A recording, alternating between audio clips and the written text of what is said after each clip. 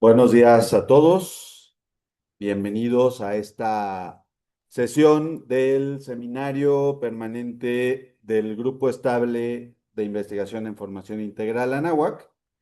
Estamos en nuestra sesión número 15 y se titula Inteligencia Emocional y Salud Mental, que son clave para un liderazgo universitario integral. Este espacio es un espacio de reflexión académica. En el grupo buscamos un diálogo interdisciplinario y una construcción del conocimiento en torno a la formación integral universitaria. El grupo es eso, un espacio donde investigadores de la red Anáhuac orientan la reflexión sobre el tema de formación integral inspirado en el humanismo cristiano, donde se busca integrar esta experiencia académica, la formación ética y la responsabilidad social.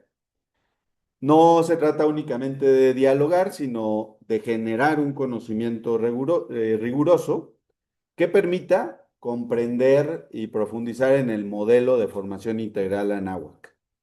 Entonces, tres características es la investigación, la reflexión constante de todas las implicaciones del modelo y la construcción del conocimiento.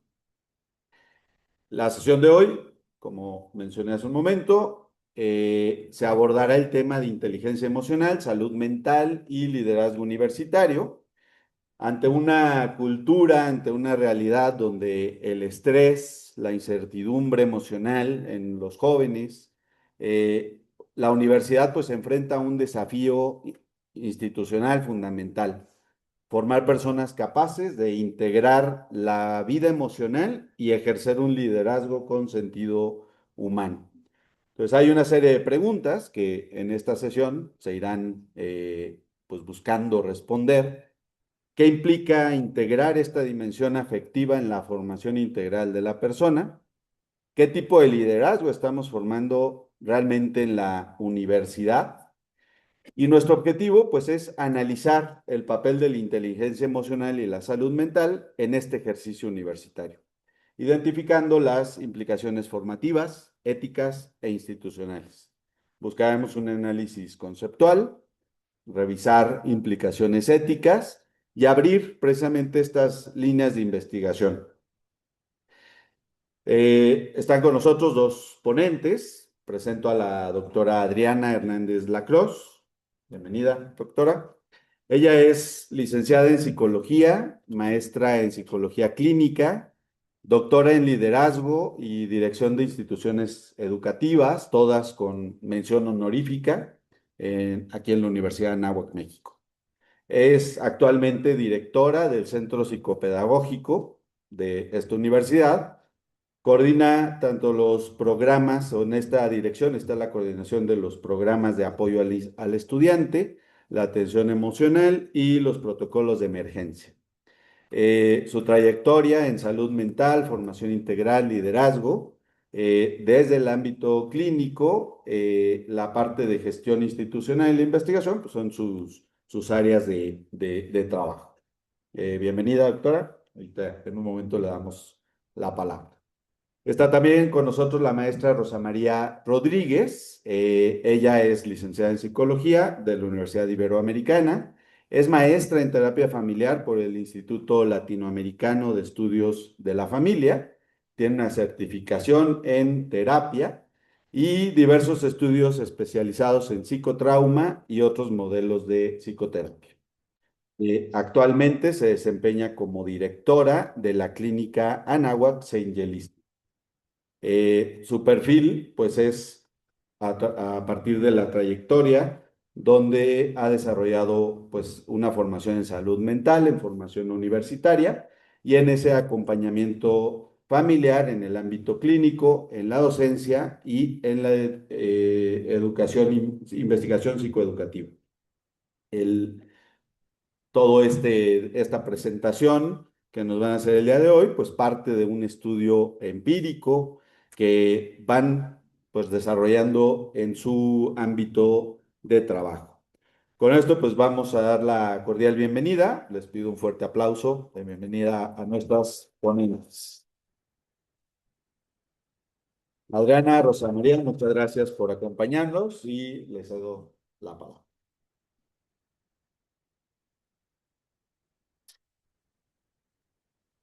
Vamos a cruzarnos.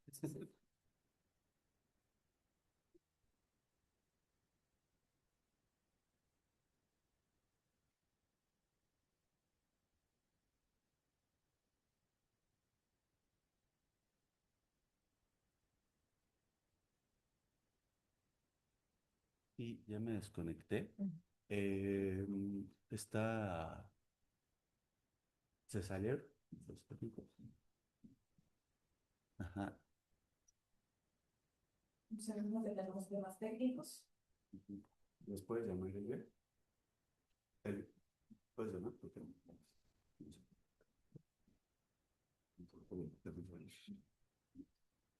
Puede ser.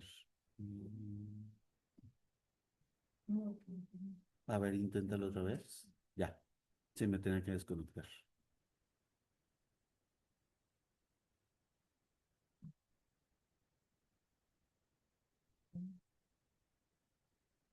Listo.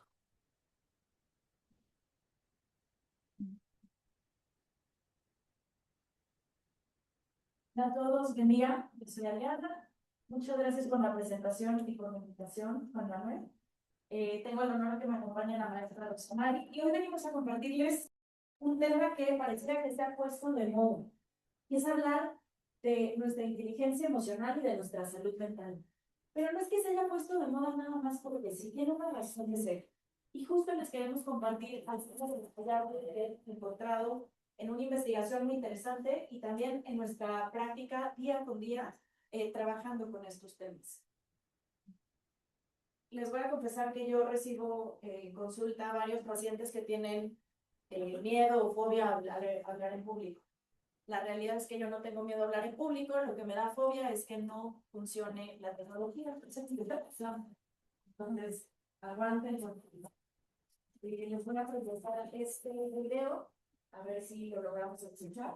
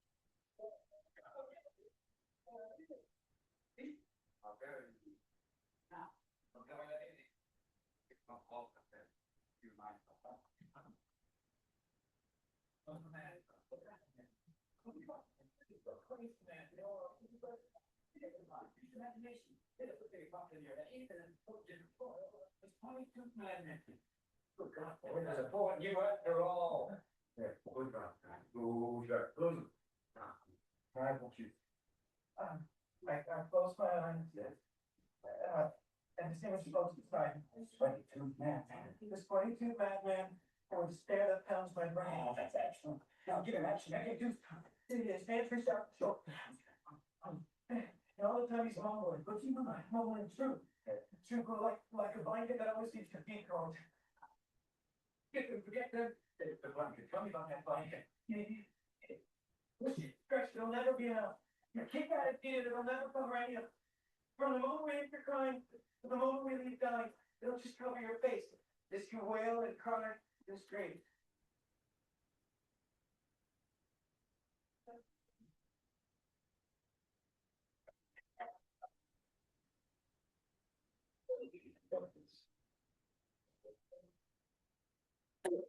¿Alguien sabe de qué película? ¿Alguien sabe de qué película es esta? Los poetas muertos. Correcto, pero es una película espectacular. Si no la han visto, muy, muy recomendada en la Sociedad de los Poetas Muertos. ¿Y por qué les pongo este video? Porque hablar del liderazgo, hablar de jóvenes hoy en día, hablar de ustedes, hablar de salud mental, de inteligencia emocional, es hablar de todo aquello que pasa afuera del salón de clases también, ¿no? ¿Cómo vivimos la salud mental hoy en día? Nada más para que se den una idea. En todo el mundo tenemos más del 70% de la gente padeciendo estrés, más del 75% de las personas padeciendo burnout, más de 280 millones de personas padeciendo depresión, más de 360 millones padeciendo ansiedad, más de 1.000 millones de personas padecen un trastorno mental y que creen ni siquiera lo saben muchas veces. Así se ve la salud mental hoy en día. También se ve así. Imagínense que ustedes son una tercera parte de la población en nuestro país y en todo el mundo, ¿ok? Y 8 de 10 jóvenes hoy en día expresan tener malestar en este tema de salud mental.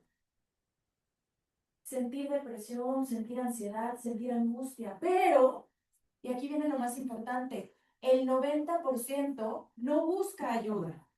Ojo, porque si es un tema que ya lo vemos como de una forma mucho más sensible, con más apertura, ¿por qué tenemos estas estadísticas? Un joven tarda entre 8 y 10 años en buscar ayuda profesional. ¡Wow! ¿Qué está pasando durante esos 8 y 10 años? Y 9 de 10 jóvenes no acceden a estos servicios de apoyo de salud mental por un tema de actitud. Yo no sé si sabían ustedes, el liderazgo, que el éxito hoy en día no depende de qué tan buenos somos en Excel, de qué tantas competencias duras tenemos hoy en día, qué tantas relaciones hacemos hoy en día. El 80% del liderazgo y de nuestro éxito depende de nuestra inteligencia emocional. Y esto no lo digo yo, no me crean a mí. Créanle a Goleman, que es uno de los autores más importantes en el tema de inteligencia emocional. Y entonces a mí me surgen estas dudas. Ojo, ¿cómo estamos viviendo hoy la salud mental, la inteligencia emocional? ¿Cómo estamos viviendo el liderazgo? ¿Los líderes son saludables mental y emocionalmente? Lo dejo ahí sobre la mesa. Y sobre todo, ¿cómo se forma hoy un líder? ¿Cómo se forma un líder con influencia positiva y trascendente?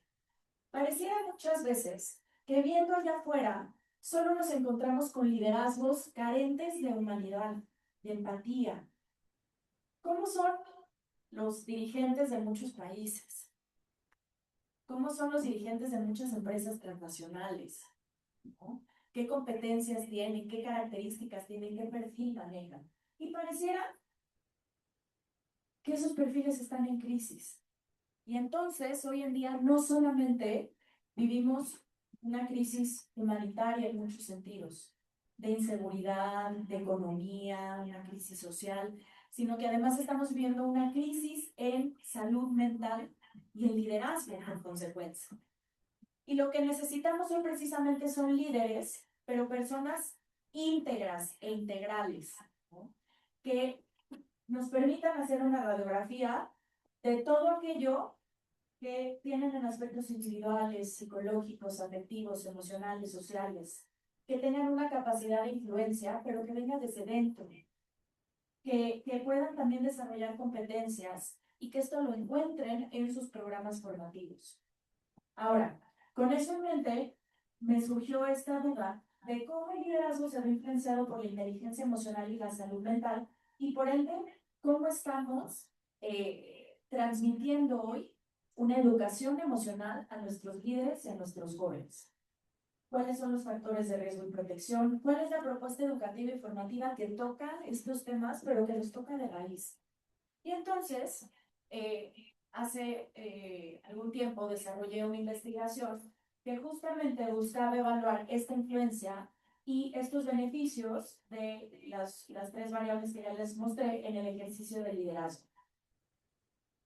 De esta inquietud o de este sentido de urgencia, me nació la duda de cómo puedo investigar qué pasa en los chavos a nivel universidad, cómo se correlacionan estos elementos, estos tres elementos principales. Y entonces, desde un paradigma positivista, hice un estudio con una muestra de 200 jóvenes. ¿Okay? Algunos autores en los que me basé, pues Gardner, Salomé Meyer, Goleman, Vizquerra, Pérez, etc. Estudios, por ejemplo, que hablan de resiliencia, que hablan de factores de protección, síntomas, inteligencia emocional, sobre todo más enfocados en altos ejecutivos. Y hay muchas propuestas formativas a nivel mundial, por ejemplo, en Estados Unidos, en Gran Bretaña, en España, que están implementando desde hace muchos años la educación emocional. Entonces, ¿cómo se ve esto en nuestro país? Bueno, este fue un estudio descriptivo, ¿okay? Que buscaba describir esas variables, correlacional, para ver cómo se comportaban entre ellas. O sea, no es que fueran causa-consecuencia directamente, pero cómo se relacionaban entre ellas de manera transversal y cómo eran las características. ¿Okay? Para esto utilicé un muestreo deliberado, no probabilístico. Esto quiere decir que tú así democráticamente escoges 200 personas que participan en la investigación y utilicé técnicas mixtas. Así pude evaluar a 200 alumnos que representaron el 11.11% de alumnos que participan en programas de liderazgo y excelencia, es decir, que tienen un puesto de liderazgo en la universidad. ¿Ok? ¿Cómo medí estas variables? La correlación entre ellas, pues fui aplicando instrumentos a cada una de las personas. Para salud mental utilicé el General Health Questionnaire, para inteligencia emocional el GMS 24 y para liderazgo el cuestionario de liderazgo multifactorial, y también diseñé un instrumento de redes semánticas. ¿Qué es una red semántica? Yo te doy una palabra y tú me dices otra palabra, un descriptor que te venga a la mente al pensar en esa palabra. Entonces también me interesaba mucho saber cómo estaban conceptualizando el liderazgo. Yo tenía la hipótesis de que sí iba a haber una correlación positiva entre las variables, o sea, que un liderazgo sí requiere inteligencia emocional y requiere salud mental, pero los hallazgos fueron súper interesantes. Así salieron puntuados los chavos que participaron en la muestra. Altos en liderazgo, altos en inteligencia emocional y altos en salud mental, lo cual es bastante positivo. Pero a la hora de revisar los resultados entre cada variable, ahí fue donde me llevé una sorpresa muy interesante. Entre inteligencia emocional y liderazgo, sí hay una correlación positiva moderada. Entre inteligencia emocional, salud mental y liderazgo, lo mismo. Pero entre salud mental y liderazgo, la correlación es débil. Ojo ahí. ¿Esto qué quiere decir? Ahorita les voy a platicar. Y en la conceptualización del liderazgo, para ustedes el liderazgo tiene que ver con factores personales y sociales.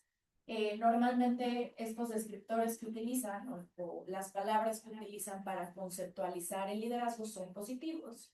Y hablan, por ejemplo, de autoconocimiento, de servicio, de motivación, de empatía. Utilizan palabras como es guía, sirve para escuchar, para ayudar, empatía, responsabilidad. Entonces tienen una noción bastante positiva del liderazgo.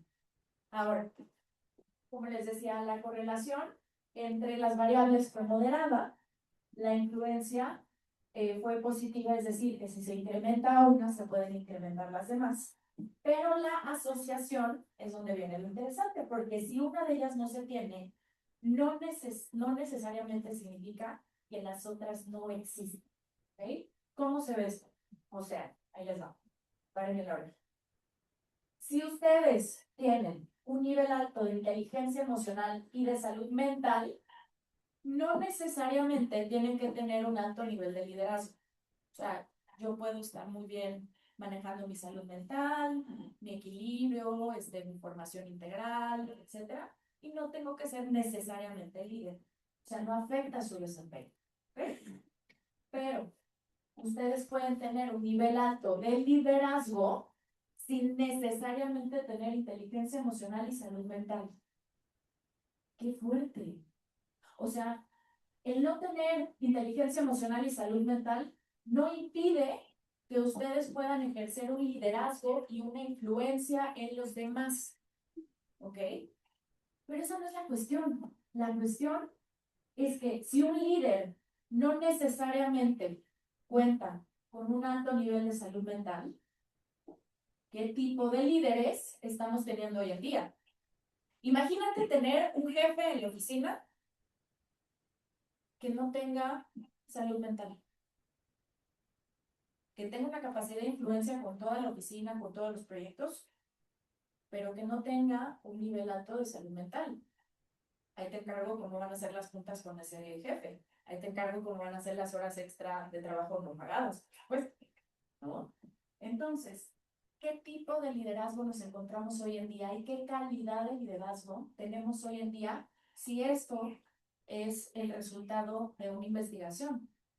Entonces, cuando me fui a los autores, como que me entró un cortocircuito y dije, a ver, pero si muchos autores dicen que el liderazgo depende del desarrollo personal, profesional y social, que hablan de un bienestar integral, que hablan de ambientes emocionalmente inteligentes para que las personas puedan florecer, se puedan desarrollar, hablan de competencias, eficacia y liderazgo.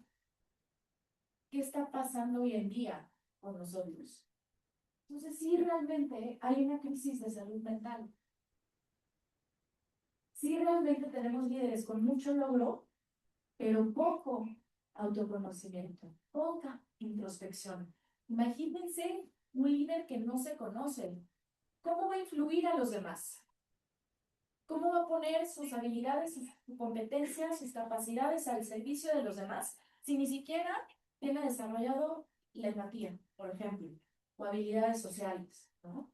Entonces, la respuesta a esta gran interrogante viene desde la formación integral. O sea, ¿cómo podemos formar a la persona, formar comunidades, pero formar desde el sentido, ¿no? Entonces, el hablar, por ejemplo, hoy en la Universidad de Líderes de Acción Positiva, pues nos habla de una necesidad actual de desarrollar personas que puedan ejercer este liderazgo, pero desde una forma íntegra, que sean personas auténticas, que sean personas comprometidas con los demás, que sean personas honestas, ¿no?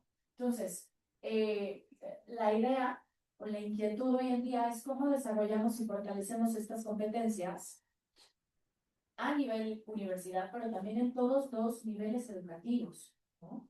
¿Cómo podemos hacer una radiografía de líder desde aspectos internos, pero también externos?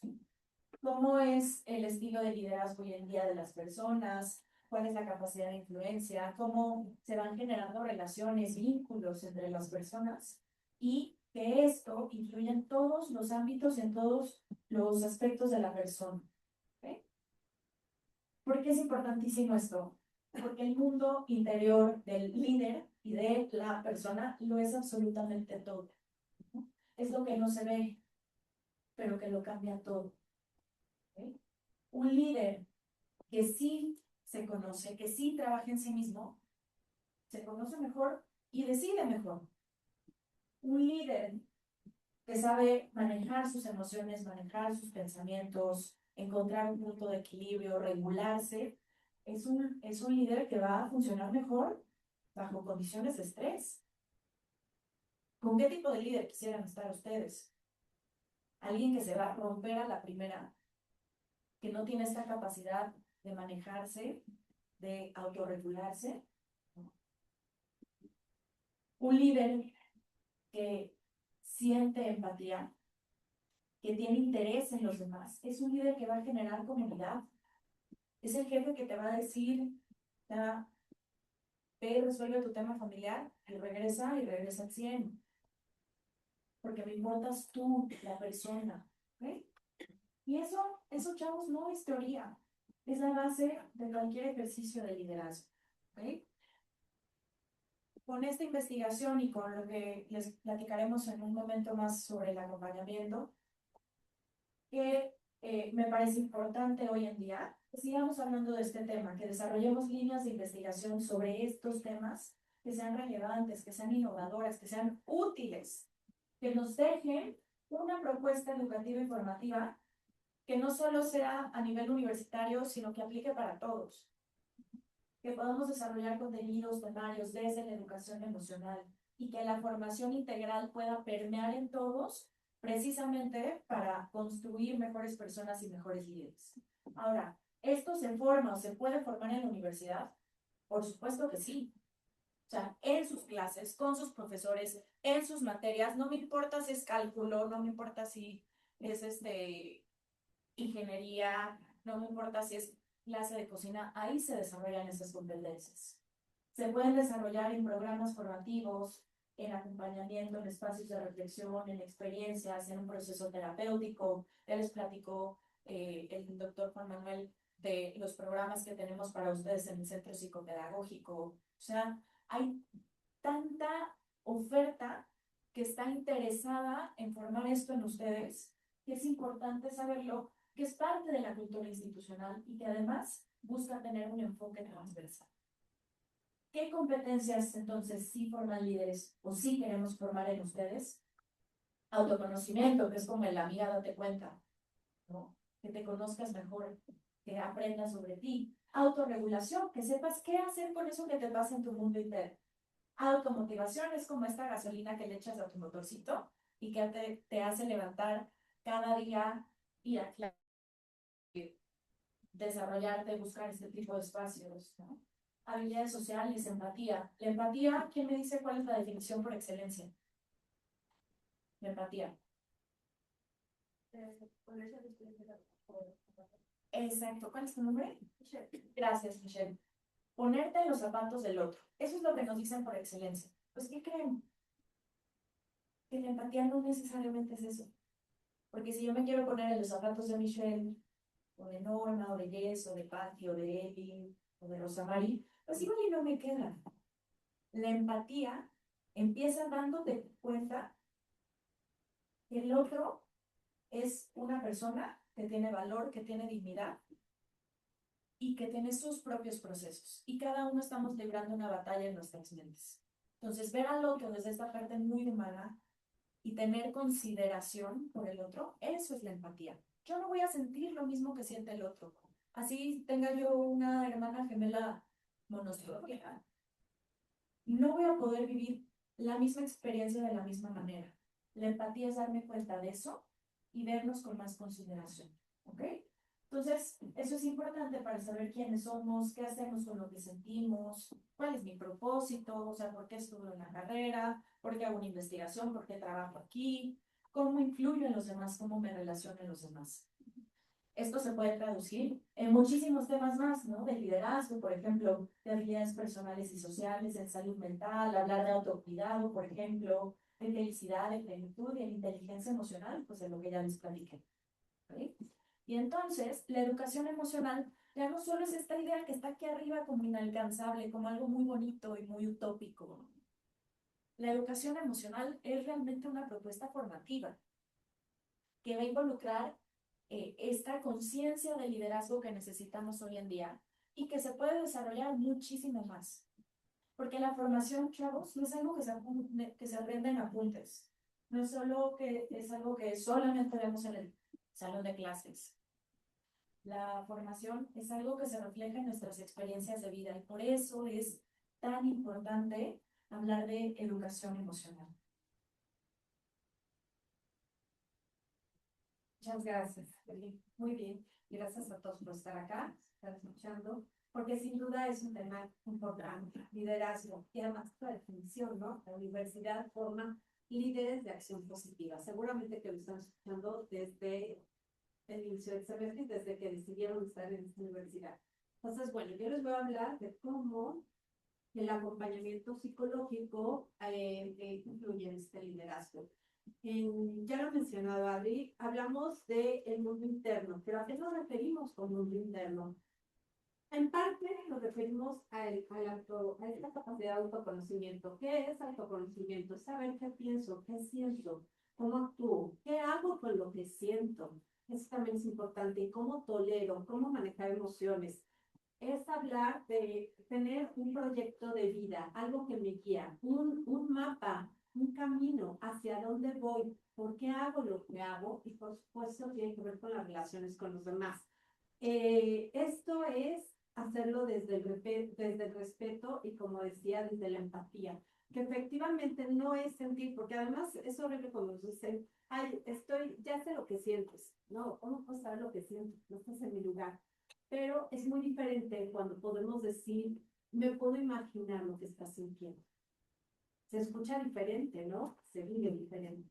Eso es bueno. Yo les quiero decir, el año pasado, en la clínica, los motivos de consulta principales, y en este orden fueron ansiedad, manejo de emociones, depresión, un poquito más abajo, problemas familiares y problemas de pareja. Después, bueno, los demás, ¿no? Se dice que la ansiedad tiene que ver con el exceso de futuro, la depresión con el exceso del pasado y el estrés con el exceso del presente. Entonces es bueno, ¿dónde nos situamos, no? ¿En qué momento? Todas las emociones son importantes y son necesarias. ¿Qué pasa cuando es el exceso? Como decía este método que me llevo, solo la dosis hace el veneno. Entonces, ¿qué está pasando también? Esos son los motivos de consulta por los que llegan a la clínica. Vemos una gran incertidumbre. Creo que vas a oír las noticias en un momento para ver todo lo que pasa en el mundo y eso pues causa mucho malestar. Vivimos en el mundo de las redes sociales, que además las redes sociales están hechas para compararse. La semana pasada me decía un paciente que además anda sobre los 28 años, creo que le puede sonar, le puso este temporizador a las redes, ¿no? Y se siente mucho más tranquilo. Me decía, ¿sabes qué? Limité el uso de redes, me alcanza más el tiempo y me siento más tranquilo, porque de verdad están hechos para compararse. Y cuando nos comparamos, ¿en dónde nos ponemos? Siempre en desventaja. Así es, siempre en desventaja. No miramos, ay, no, mira, ella tiene eso. Siempre nos ponemos en desventaja y eso es lo que hacen las redes sociales. Entonces, imagínense esta comparación en la que vivimos todo el día, en este scroll infinito. También hay una presión por el rendimiento, lo que se decía de la sociedad desde ahí lo veíamos. Y también vivimos en la sociedad del cansancio porque todo se trata, queremos hacer, tenemos que hacer ejercicio, tenemos que estudiar, tenemos que tener vida social, debería siempre más, y tengo que saber varios idiomas, y si no, no soy competitivo y me siento en desventaja, y si además no subo fotos y no estoy en las redes sociales, es como si mi vida no contara. Esto es una presión ¿no? ¿Cómo se vive? ¿Cómo se siente? Y por supuesto hace que los vínculos no siempre son tan fuertes como quisiéramos. Se ha dicho muchas veces, la tecnología nos acerca y no la vamos a, pues es maravillosa, nos permite muchas cosas, pero también es cierto que a veces aleja este contacto físico. Lo vemos. ¿Cuántas veces ven en la cafetería que están comiendo juntos y cada quien anda en su dispositivo? ¿Lo ven? Dices, bueno, ¿cómo conversarán, no? Por lo menos a veces si ves que le comparten. Sí, yo creo que así lo hacen, definitivamente. Entonces, todo eso, claro que tiene un costo. Un poco las estadísticas que ya había hablado Adri, pero bueno, sí quiero decir que aquí es importante que uno de cada tres universitarios reporta síntomas significativos de ansiedad. Yo quiero que levante la mano, ¿quién no ha sentido ansiedad? ¿Quién no? ¿Quién no ha tenido momentos? ¿Nadie? Bueno, todos tenemos ansiedad, pero quién no ha tenido, ha sentido que lo desborda? Creo que todos en algún momento hemos sentido eso. Entonces, es por eso que la salud mental se ha convertido en una de las principales causas de abandono universitario. ¿Cuáles son los factores de riesgo, no? El aislamiento social, el perfeccionismo y la autoexigencia, que si bien es útil porque nos ayuda a ser mejores y a levantarlos, imagínense este peso cuando vamos al exceso, se siente como un bloque encima de la literal. Hay una baja tolerancia a la frustración, vivimos en el mundo de la inmediatez. Entonces, es más, los videos. Hoy en día, ¿cuánto tardamos en ver un video? Si duran más de, bueno, un minuto, yo creo que es muchísimo. ¿Cuántas veces terminan de ver un video? Yo creo que lo pasan. Empieza y antes de que termine, lo pasan. Y así queremos la respuesta. Si tarda, hacemos la pregunta, ChatGPT. Si tarda, bueno, ya estamos buscando qué pasa, actualizando, ya entramos en angustia. Y así pasa igual con nuestras emociones. No toleramos, no queremos sentir. Y ¿saben qué? Necesitamos sentir. Sí, necesitamos hacerlo y tolerar y parar un poco esa inmediatez. Hay un ejercicio que yo les pido que hagan a los pacientes y de verdad los invito, si quieren hagan un día, siéntense 5 días, no, eso no lo haría, perdón, 5 minutos, con temporizador, 5 minutos a no hacer nada, solo contemplar, sin televisión, sin celular, sin radio, nada más sentados, 5 minutos. Yo quiero ver que aguanten. De verdad, hagan la prueba. Yo creo que al minuto 1 ya van a empezar a encontrarse. Hagan la prueba y me cuentan. Falta de sentido de vida. Eso también es un factor de riesgo importante. Y escasos recursos para manejar lo que me pasa. Primero, no quiero sentir. Después, ya quiero que se me quite. ¿Cómo? Así no es esto. Muy bien. Factores de protección, pues las redes de apoyo significativas, hacer comunidad, participar, qué importante es. El desarrollo de habilidades emocionales, por supuesto, el tener algo que nos motive, que nos impulse, que nos lleve, que marque ese camino. Las experiencias comprometidas con sentido comunitario. A mí me gustan mucho todas estas actividades que ofrece la universidad, de ir a construir casas o las misiones, las brigadas, porque uno puede, le dan perspectiva. ¿Quién ha participado en alguna de estas actividades? Bueno, a los que no, de verdad los invito, porque en serio te da perspectiva y te da ese sentido de comunidad y ser parte de algo más grande. Y eso es salud mental.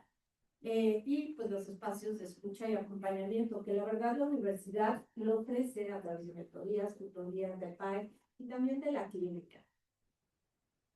Muy bien. ¿Qué hace el proceso terapéutico? Da madurez. Imagínense, pues, que una vez a la semana o cada 15 días se sientan a reflexionar, ponen en palabras, porque lo que se habla no se actúa y lo que se recuerda no se repite.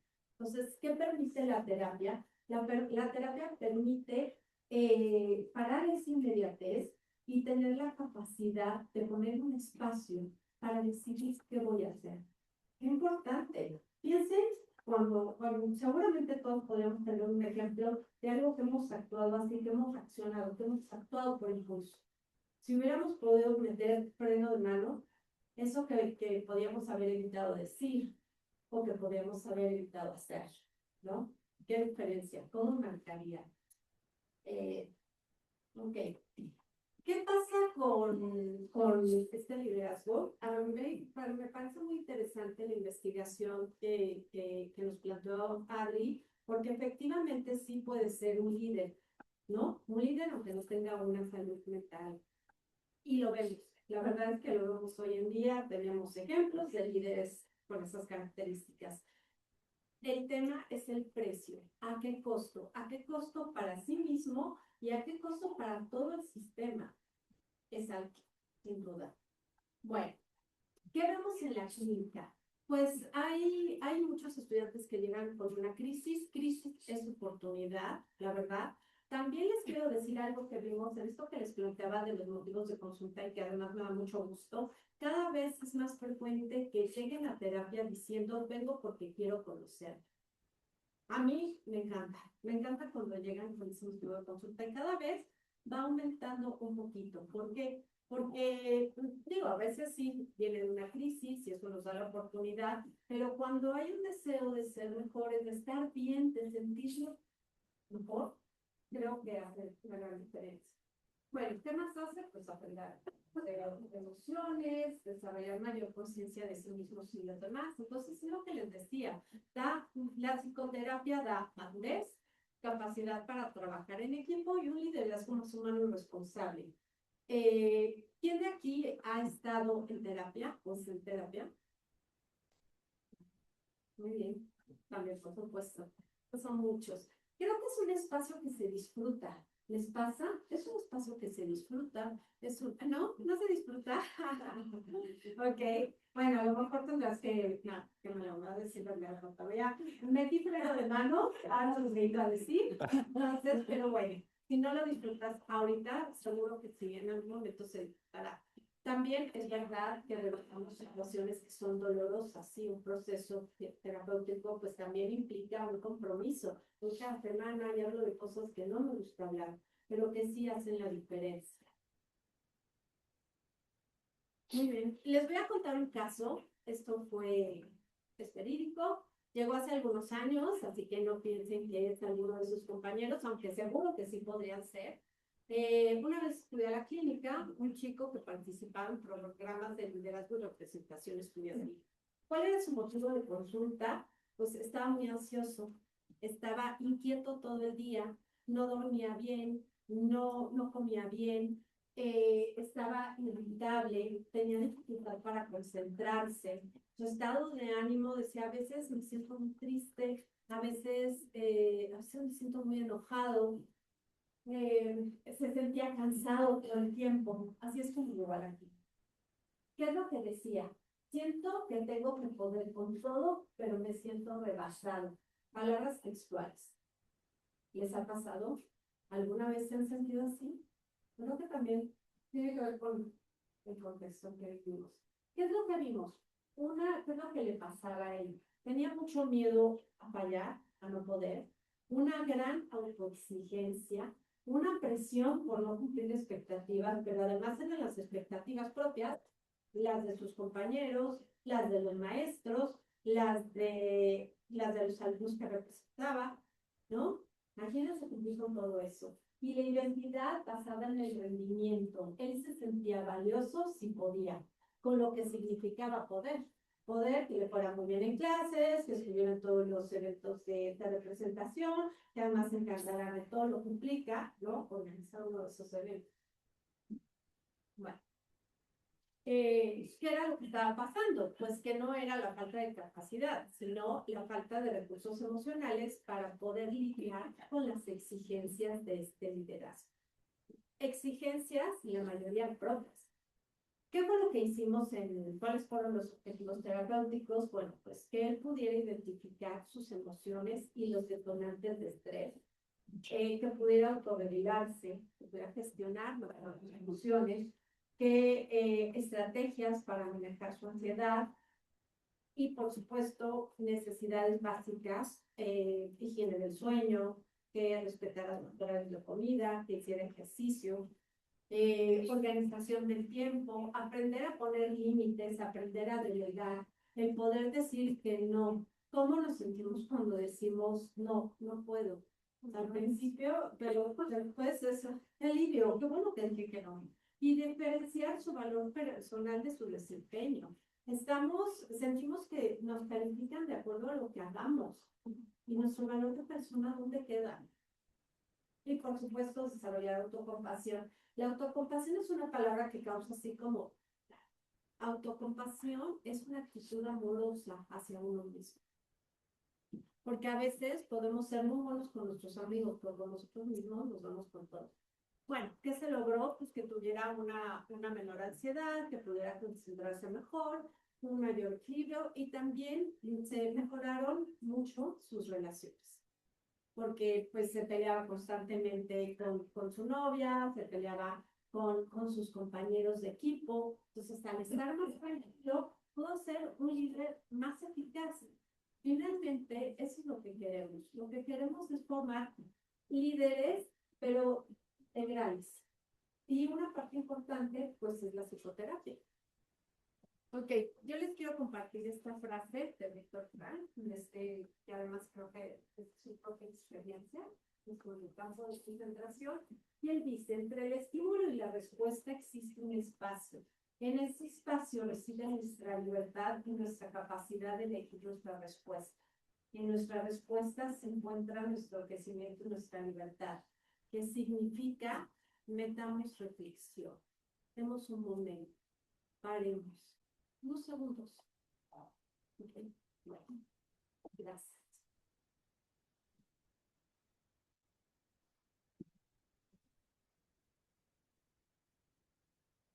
Y ahora queremos platicar con ustedes. Tenemos aquí algunas preguntas. Si alguien quiere opinar, si alguien quiere hacer un comentario, si alguien tiene más preguntas, ¿no? De todo esto se les platicamos, ¿no? ¿Cómo podemos o debemos hoy en día formarnos como personas y como líderes? ¿Cómo a través de la universidad también generar estos espacios, estas propuestas formativas, estos espacios, como decía la maestra Rosamari, de reflexión, de introspección? Eh, ¿La universidad forma profesionistas únicamente o personas? ¿Y cómo podemos pasar de no solamente ver el tema de liderazgo, ver el tema de salud mental, de inteligencia emocional, como un tema reactivo, sino como algo también preventivo? ¿Cómo podemos lograr eso? Entonces, pues nos encantaría abrir el diálogo si hay por ahí, las personas conectadas en Zoom, aquí en presencial, que les llama la atención de por tiene que ser el reto principal. Adelante. Uno por uno, por favor. Por favor. Yo tenía una pregunta. Sí. ¿Qué era el burnout? El burnout es este desgaste laboral o académico durísimo, donde sientes que, como decía la maestra Rosamari, que todo te sobrepasa. O sea, es como cuando pones tu licuadora así en la potencia máxima, y entonces que llega un punto donde ya la sientes como hasta que huele a quemado, y dices, ya vio de sí. Eso es el burnout, pero en las personas, ¿vale? ¿Alguien más? ¿Por ahí vi otra mano? Estoy ya alucinando. ¿Sí? Yo quería platicar, yo soy justo maestro de liderazgo aquí, creo que uno de los temas principales que tenemos que entender en la universidad es que estamos, más que formando profesionistas, justamente estamos formando personas, ¿no? Y personas, les decía yo en mi clase, que estamos en la era de la información, ¿no? Todo está allá afuera, ellos tienen acceso, aquí tienen, ahora usando chat para cosas, entonces el tema es, la información ya está allá afuera, el tema es qué seres humanos y qué clase de personas van a ser, ¿no? Y nada más para complementar, pero yo una oportunidad de ir, pero de poner a Cristian Castro, que es ahora el personaje principal de no hacer nada, ¿no? Él dice en sus entrevistas, la gente no sabe no hacer nada, entonces busquen por ahí, chicos, el meme, la verdad es que es bastante simpático porque tiene razón, no sabemos no hacer nada en la vida y me parece muy interesante que un personaje así lo plantea. Así es, oye, y añadiendo esto, te quiero decir bueno, los grandes inventos surgen de personas que justo no están haciendo nada. Entonces, eso es lo que permite pensar. Entonces, de verdad, pruébenlo, porque son ahí 5 minutos, claro, estar 5 minutos sentadas sin hacer nada, de verdad, pruébenlo. Bien, gracias. Acá adelante, gracias. Está mal que no hacerlo por tu cuenta, ¿no? De que vaya por tu cuenta y no te traiga externo. Salir adelante por tu cuenta. O sea, creo que ese es el primer gran paso. Rosa María aquí me puede complementar. Creo que eso es lo más valioso. O sea, en el momento en el que tú internamente te motivas y decides, voy a hacer algo por mí, para mí, necesito hacer algo, creo que eso ya es ganando. Pero muchas veces nos volvemos, te lo voy a poner así, autorreferenciales. Queremos encontrar las respuestas buscando en los mismos lugares, pensando de la misma manera, haciendo las mismas cosas. Y entonces estamos ahí dando vueltas y vueltas y vueltas y nunca lo vamos a lograr porque no estamos ampliando como esta forma de ver las cosas. Y eso es lo que te da el acompañamiento, eso es lo que te da la terapia, eso es lo que te da el tomar una sesión, en los programas de apoyo, platicar con otras personas, ¿no? No te ha pasado que tienes el típico amigo que siempre te llega a platicar sobre lo mismo, siempre, y siempre le contestas lo mismo porque ya te trae hasta acá. Bueno, un poco funciona así con nosotros, ¿no? Cuando nos contamos la misma historia muchas veces y tenemos los mismos resultados, es donde es más difícil avanzar. Si tú te atreves ya no solamente a tomar acción, sino además a buscar ayuda profesional, a hacerlo a través de personas que son expertos, que además te van a ver con esta mirada compasiva, empática, que van a poner su 100% para ti, entonces cambia muchísimo. No sé si quieres complementar. Sí, mira, ahorita que decías eso, yo lo pensaba, ¿se puede solo? Sí, supongo que sí, igual que se puede comer solo, y a veces hay momentos que no comer solo, comer con uno mismo es agradable. Pero también qué rico comer acompañados. O sea, creo que siempre aporta. Entonces, y finalmente el trabajo lo hace uno, ¿eh? Los psicólogos decimos que si trabaja más el terapeuta que el paciente es que algo no está funcionando. Entonces, sí vas a hacerlo, pero el que sepas otra persona, pues te aporta desde otro lugar. Igual que muchas actividades que puedes hacer solo y que vas a disfrutar, pero que también si las haces acompañadas te aportan de manera diferente. Gracias por tu pregunta. ¿Alguien más?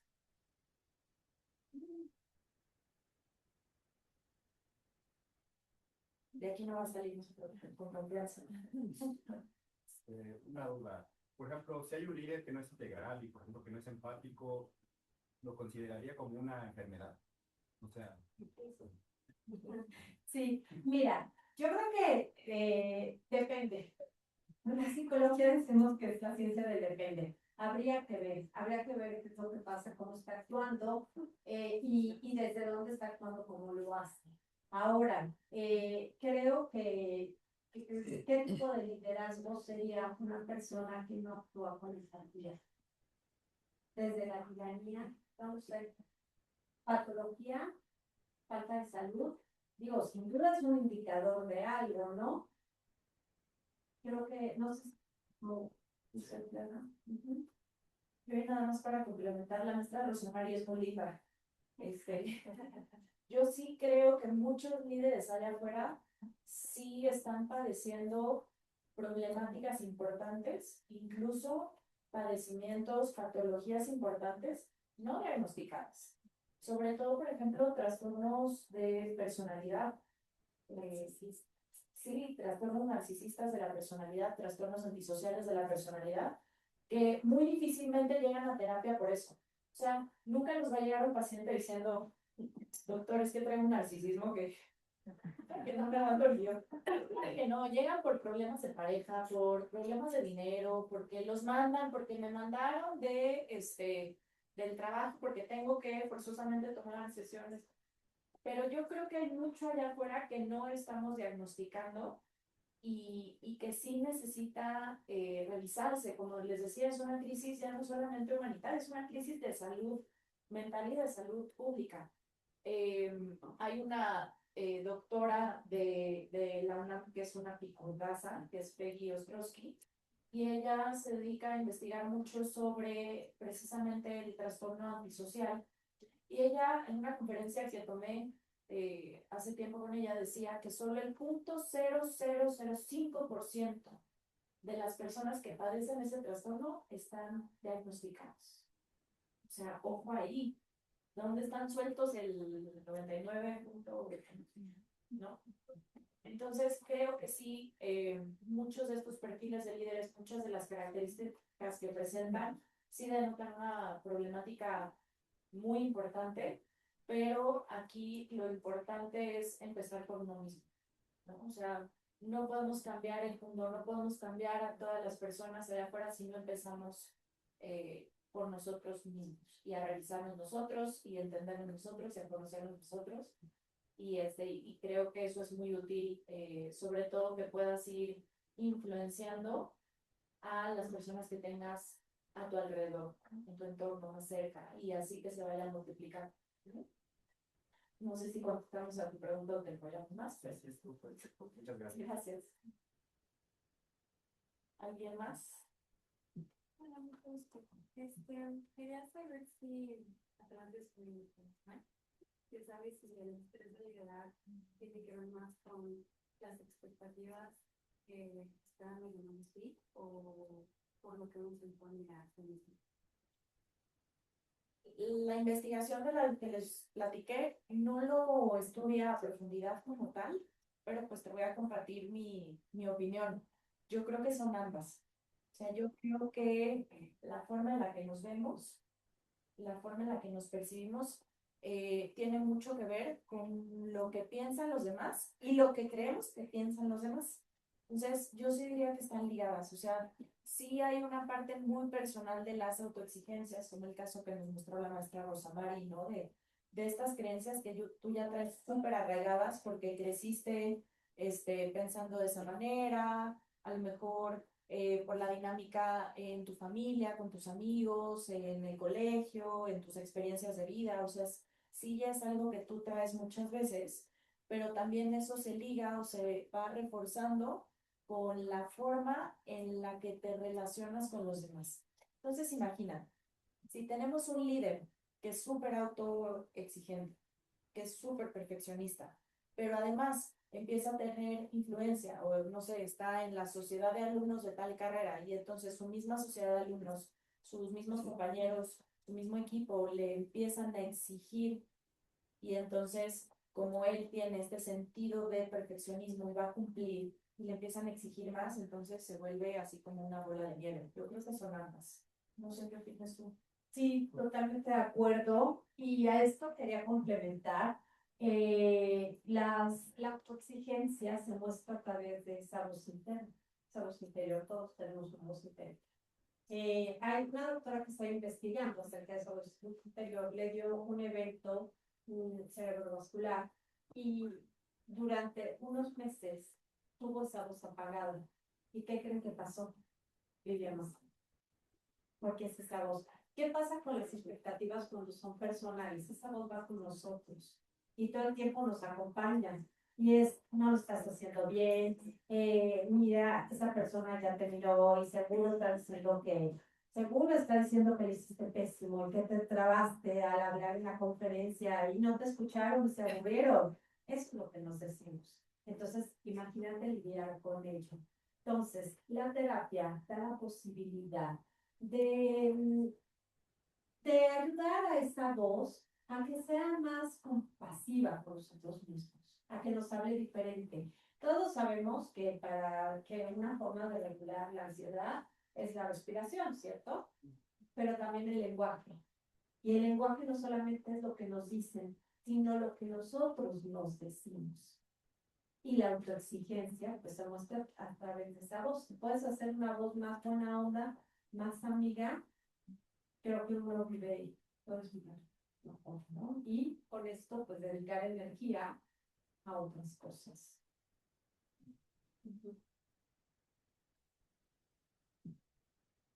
Gracias. Una pregunta, ¿dónde digamos ustedes que está como que el punto medio entre la autoexigencia y ese autocuidado que mencionan ahorita? O sea, esta idea de que Obviamente tiene que haber ese cuidado de tus propias emociones, tu salud mental y demás, pero ¿cómo reconcilias eso con la autoexigencia que muchas veces hay de que, pues entiende, ¿no? Si tienes grandes ambiciones y grandes metas, obviamente va a implicar un sacrificio, una disciplina, implicar tus límites. ¿Cómo reconcilias eso? Encuentras ese punto de balance, ¿no? Y supongo que otra pregunta de la mano de esta misma es, ¿cómo manejas, por ejemplo, que lo vemos hoy en día, ¿no? Con ciertos líderes o personajes que tienen logros extraordinarios, pero que eso implicó sacrificios extraordinarios. Y que los ve uno desde afuera y es como que, oye, estaría de lujo, como que los puedes llegar a idolatrar, ¿no? Pero obviamente el precio que han pagado pues, es muy alto, ¿no? Pero ¿cómo le dices a alguien que tiene esa ambición y esa hambre, como que, oye, creo que no vale la pena que sacrifiques lo que se necesitaría sacrificar para que logres esto, ¿no? Pero ¿cómo encuentras ese balance entre esas dos cosas?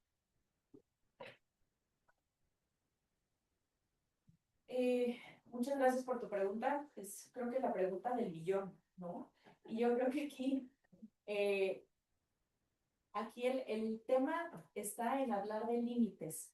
O sea, puede ser una persona con metas muy altas, pero necesitas tener los pies muy plantados en el piso, ¿no? O sea, sí es hablar de un, yo le llamaría como optimismo inteligente. O sea, se vale soñar en alto, se vale tener metas muy grandes, se vale tener objetivos muy claros, pero también siendo muy realista, o sea, aterrizando y decir, bueno, es por aquí, esto tengo que hacer, esto va a implicar, ¿no? Y el ir poniendo límites, el decir, bueno, puedo trabajar hasta este punto. Obviamente, límites conscientes, no vayan a decir, voy a trabajar 2 horas y hasta ahí, ¿no? Que sean límites que sobre la marcha te vayan permitiendo conseguir esos objetivos, pero además hacerlo no a costa de ti ni a costa de los demás. Hay un autor que habla mucho de relaciones humanas, que me gusta mucho, que se apellida Gottman. Él tiene, de hecho, el método Gottman. Gottman decía que en la vida habemos 2 tipos de personas, masters y disasters, literal, o sea, o maestros o desastres. Y la diferencia entre uno y otro es que las personas que son masters o maestros van generando conexiones a través de la amistad, del vínculo con los demás, pero lo segundo y más importante, y a eso quiero llegar, las personas que son masters generan mejores relaciones humanas porque no pasan por encima del otro, porque si se equivocan, no lo hacen intencionalmente. O sea, si dañan al otro, no lo hacen con esa intención. Entonces yo creo que hablar de líderes que no pasan por encima de los demás para conseguir sus objetivos, creo que eso es importantísimo. ¿Cuál es el punto de equilibrio? ¿Cuál es, como dicen en las empresas de helados o de alimentos, cuál es el bliss point? Como para decir, híjole, ya estoy satisfecho, pero quiero más. Yo creo que depende de cada uno. Eh, pero creo que eso es importante. Saber poner límites con conciencia, tener este optimismo inteligente y además no pasar por encima de los demás ni de uno mismo. No sé, Sí, así es, Abril. Justo no ir en los extremos. Creo que uno de los problemas que tenemos actualmente es la polarización. Entonces, la autoexigencia es útil y necesaria. Y esa voz interior crítica, ojalá líderes tuvieran esa voz interior crítica más agudizada, ¿no? Y fueran más, y pudieran postergar, ¿no? Fueran más reflexivos y no que se levantaran y dijeran algo y de repente las bolsas caen y vuelven a decir otra cosa y ponen al mundo en jaque, ¿no? Entonces, creo que de eso se trata, es de equilibrar.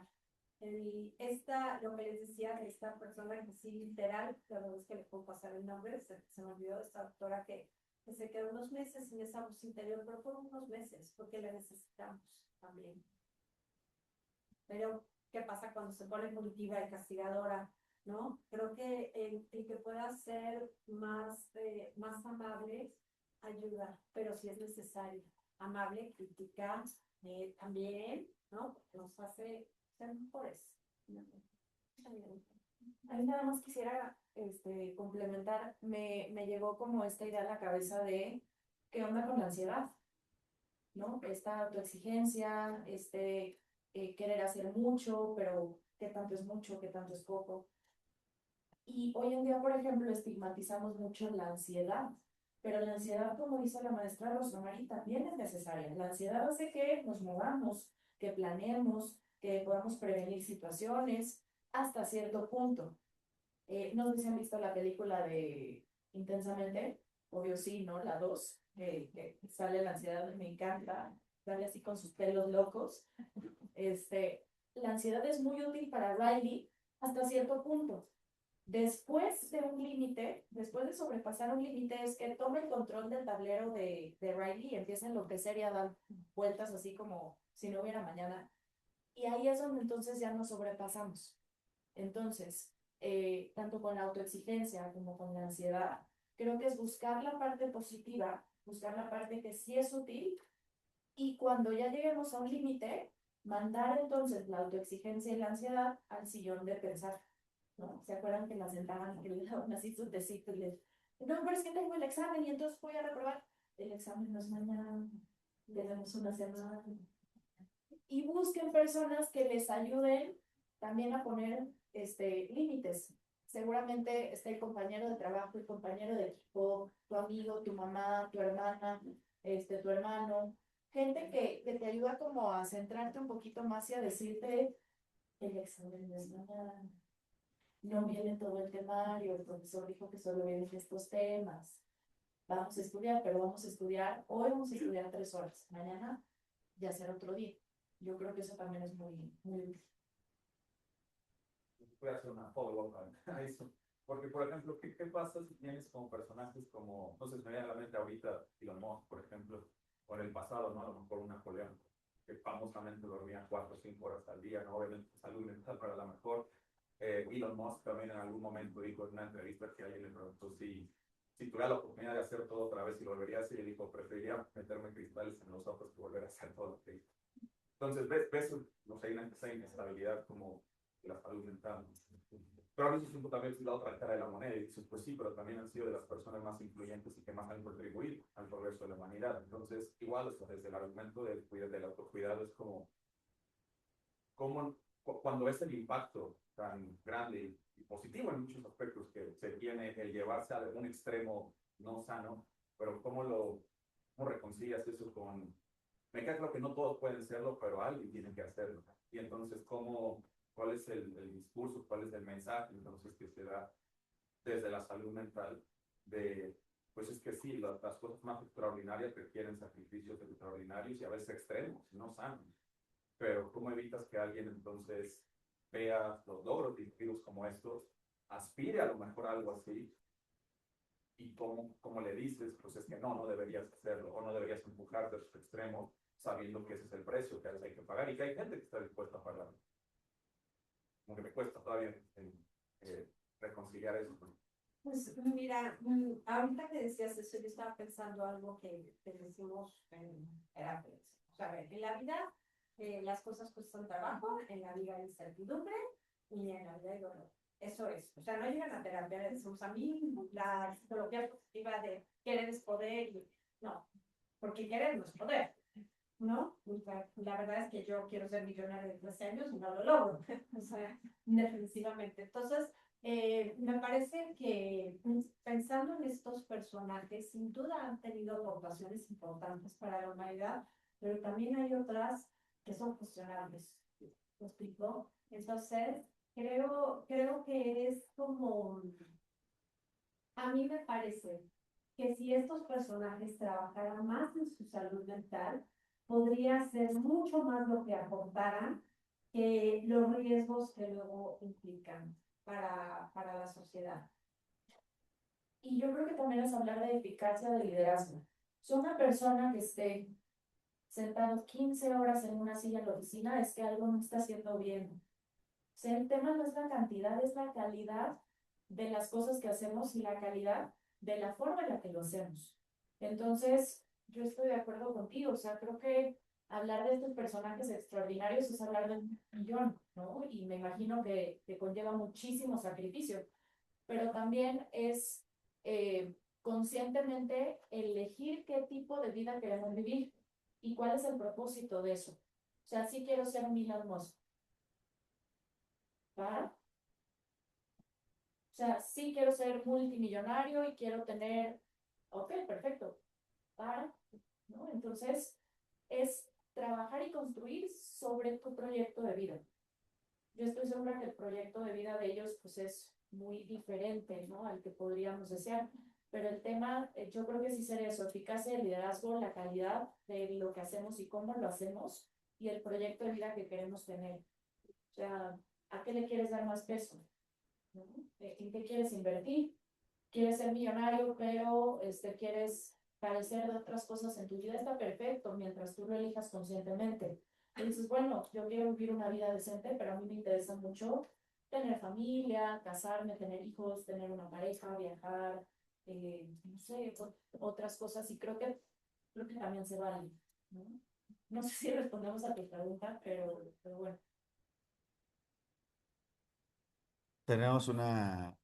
ah, doctor. Es que me quedé pensando en algo que es importante y por qué los clásicos se están volviendo ahora. Creo que los clásicos nos están enseñando un sentido de congruencia. Y el ser humano congruente es su vida natural. ¿Ok? Estoy pensando en Epicteto que decía, los seres humanos no les toman las cosas en sí, sino como las ven. Y la pregunta que yo le haría a los grandes empresarios es cómo ven las cosas, cómo ven su vida diaria adentro de, no afuera de. Y creo que eso es congruencia y eso es formar líderes para aquí y para ahora. Exacto, exacto. Gracias, doctor, totalmente. Y les platico una anécdota. Tuvimos una conferencia así magna con un empresario picudísimo en nuestro país. No voy a decir el nombre porque si no me van a quemar. Pero un empresario picudísimo, de esos que dices, híjole, está cañón. Y me acuerdo mucho que un alumno le preguntó, señor fulanito, ¿cómo le hace para balancear su vida profesional y su vida personal y su familia? ¿Y saben qué le contestó? No tengo balance. Siguiente pregunta.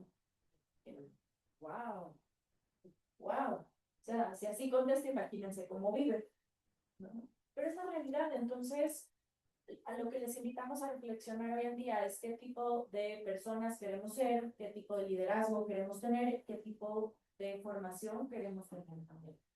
Entonces, bueno, ahí lo dejamos sobre la mesa. Entonces, Sí, hay una pregunta por Zoom. Eh, ¿La quieren formular, por favor? A ver, soy Maite Piazzesi. A ver, son tres cosas. Una, me impacta el que el 8 de cada 10 chavos tengan algún tipo de ansiedad, de problemas mentales, ¿no?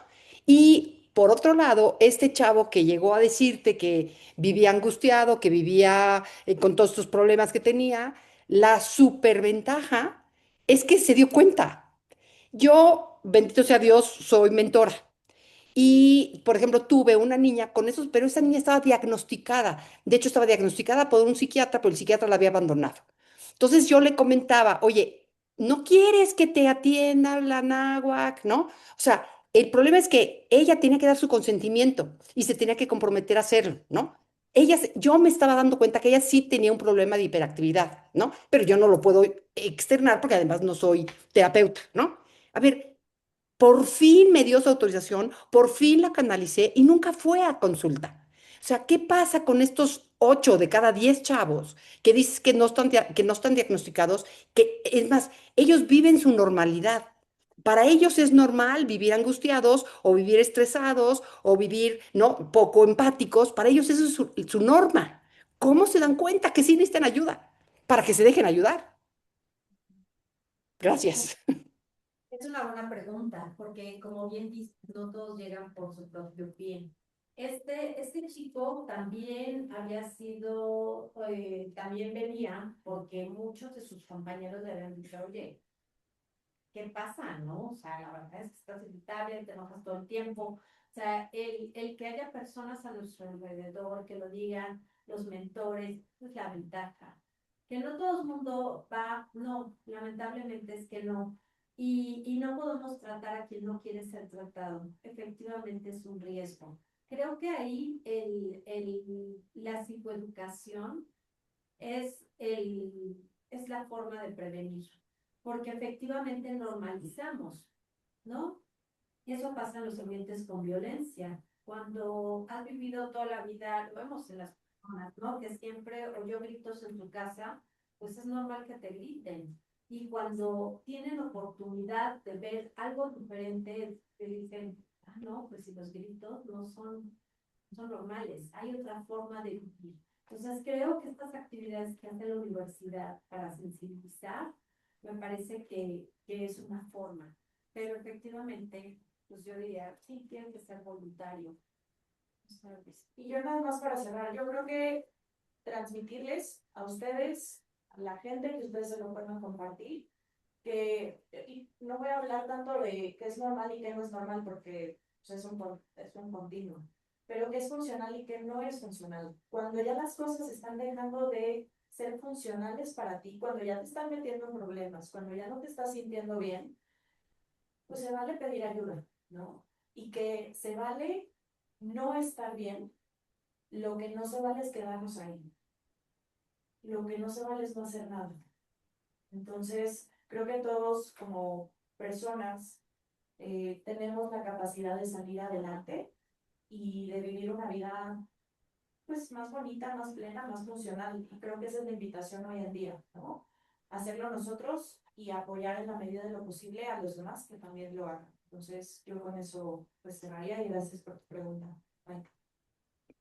Gracias. Muy bien. Pues muchísimas gracias, Adriana, Rosa María, por esta plática. Soy de camarógrafo.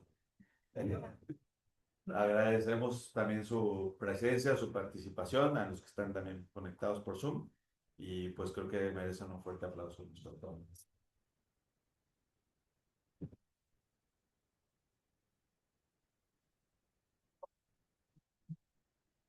Muy bien, entonces estamos por terminar la sesión y a sus siguientes clases. Oigan, chicos, hay una llave aquí, no sé quién, hay llave de algo,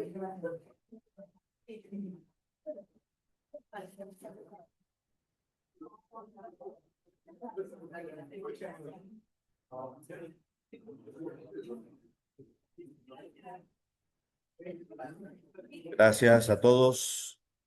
Bye, bye.